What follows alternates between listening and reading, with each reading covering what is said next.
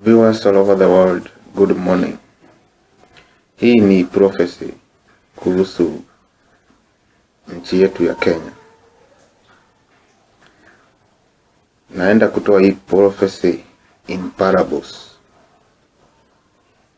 Mwenye sikio atasikia, mwenye macho ataona. Katika mawingu ya Kenya nimetazama ama nimeangalia, nikaona tai ama eagles wakiwa juu kwa anga. Kuna mmoja alikuwa na rangi ya white na wengine walikuwa na rangi ya black. Ghafla kukatokea upepo. Ule upepo ukapita na wale eagles wa black, wakabebwa na upepo. Lakini yule tai wa white akaonekana kuwa mwelevu, akaonekana kuwa tactical, na akaonekana kuwa na muscles za kushindana na ule upepo. Akawa mjanja zaidi na akaweza kustahimili ule upepo. Basi ikawa anaonekana akiwa mtu mwenye nguvu, ama si mtu, akaonekana kuwa tai mwenye nguvu, mwenye hekima, na mwenye anajua chenye anafanya. Hao wengine wakaonekana kuwa weak.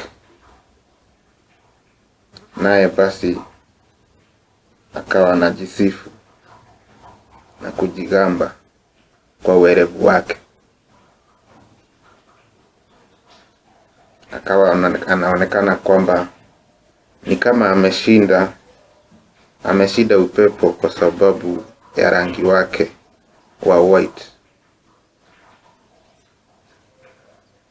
na wale wengine ni black.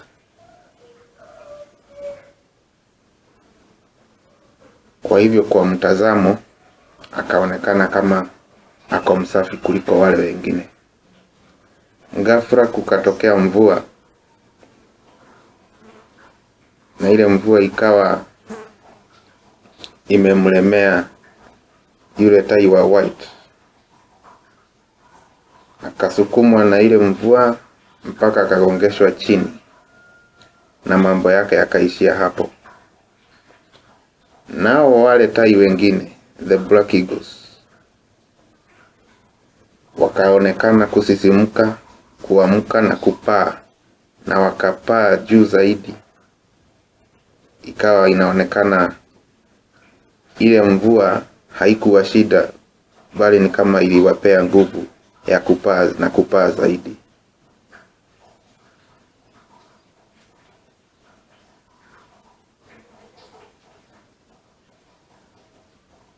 Hii prophecy inamaanisha nini?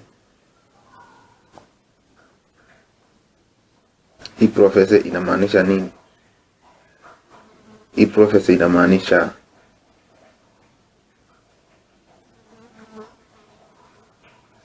sitaongea kuhusu mtu, lakini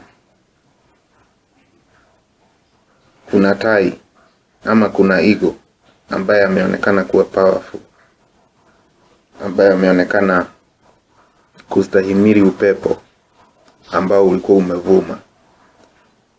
Lakini mvua inakuja na mambo yake itakuwa karas. Mambo yake yataishia hapo. Na mvua inakuja, na huyo eagle ambaye alionekana kuwa mwerevu na kuwa na skill,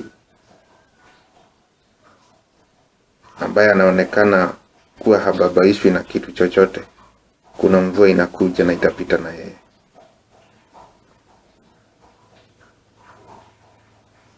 Na wale walioonekana kwamba hawana nguvu, hawana hekima, hawana ujanja, watainuka,